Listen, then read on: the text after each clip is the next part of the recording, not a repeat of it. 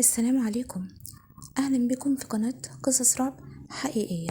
أولا بعتذر عن الفترة اللي منزلناش فيها فيديوهات، وإن شاء الله راجعين بقوة.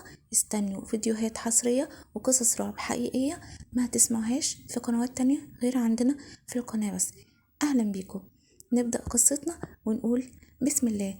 طبعا القصة دي في سلسلة طريق المقابر. القصة دي حقيقية حصلت لناس بالفعل. القصة دي حصلت في فترة الستينيات. الفترة دي كانت في الريف المصري. الريف المصري وقتها كان مفيهوش أي خدمات أو مرافق. البيوت فيه كانت بعيدة ومتفرقة عن بعضها، وأغلبيتها كان البيت في وسط أرض زراعية أو في وسط جناين. الفترة دي كان فيه راجل اسمه عم أحمد. عم أحمد ده كان راجل صنايعي بسيط بيشتغل في حرفة يدوية، وكان عنده شغل مفروض يسلمه لناس تاني يوم. بس عم أحمد اتأخر فقرر انه يسهر في اليوم ده. الكلام ده كان في فصل الشتاء، وطبعا ما كانش فيه كهرباء خالص في البلد. بيته كان متطرف شوية عن القرية، ويعتبر ما كانش فيه جنبه بيوت، وكان قريب للمقابر. عم أحمد كان شغال، ومصدر الإضاءة بتاعته هو كلوب، مصباح كهربائي كده بيشتغل بالسبيرتو. يعني ممكن كبار السن هم اللي يقولكوا عليه، لأن هو يعتبر ما عادش موجود دلوقتي. الكلوب ده كان عم أحمد شغال بإيده وسهران. الكلام ده كان حوالي الساعة 2:30 بالليل في الشتاء. وأثناء شغل عم أحمد هو شاف واحد معدي كده من بعيد وغريبة، يعني ما رماش عليه السلام بعادة أهل القرية، ولا وقف يتكلم معاه.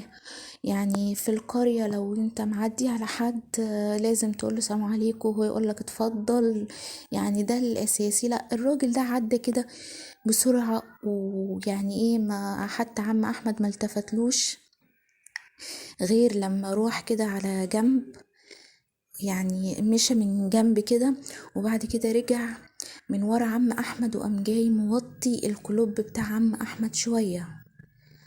عم أحمد استغرب، ايه ده؟ ايه اللي يخلي الراجل ده يجي يوطي الكلوب؟ الراجل ده اكيد حرامي، الراجل ده اكيد رايح يعمل مصيبة عشان كده وطى الإضاءة. وعم أحمد كان معاه سكينة كبيرة جدا بيشتغل بيها في الحرفة بتاعته. أخد السكينة دي وطلع يجري ورا الشخص ده. هو طبعا الدنيا ضلمة، مش مبين أي معالم ليه غير إن في ظل بيجري قدامه، واحد خيال كده وهو بيجري وراه.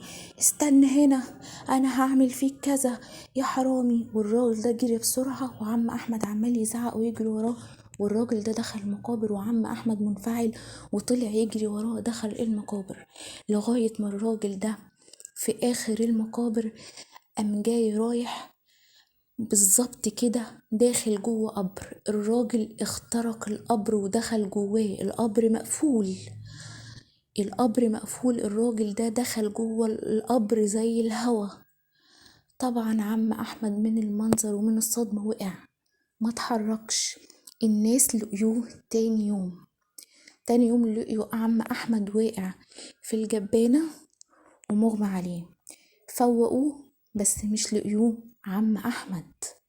الراجل ده قام ممسوس. الراجل ده قام بيتكلم كلام مش بيفهموه، وبعد كده بيعمل تصرفات غريبة جدا. عم أحمد ده كان بيروح يرمي نفسه في الترعة اللي في القرية. كان بيلبس لبس مقطع ويروح يشحت.